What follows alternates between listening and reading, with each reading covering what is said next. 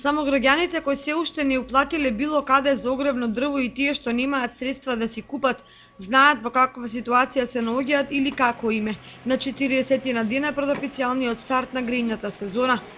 Растрчани на сите можни страни, секојдневно ги контактираат сите можни добавувачи, но безуспешно.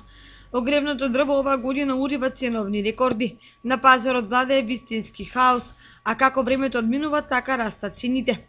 За кубен метар прва класа веќе се плаќаат по 3000, 3500 па и 4000 денари. Незапамтен интерес владее и за втората класа што ја продаваат подружницата на Македонски шуми. Се чини најлесно им е на тие што имаат сопствени кории, па ако маркирале на време ќе се снабдат со огрев. Иако има и такви кои сечат стари стебла од овошки, багрем, тополи и врби покрај реките. На што се должи недостигот на огревното дрво и создадениот хаос на пазарот, никој не дава конкретен одговор. Од Македонски шуми уверуваат дека букови и дабови дрвја во шумите има доволно.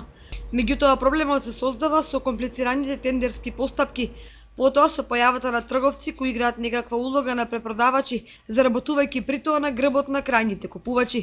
Како одминува времето, надеждите на шумостопанствениците и на граѓаните се насочени кон небото.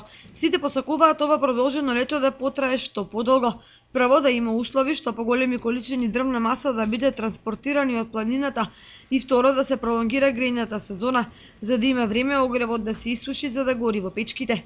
Со заштедата никој не калкулира, бидејќи порано или подоцна планираните количини ќе се потрошат.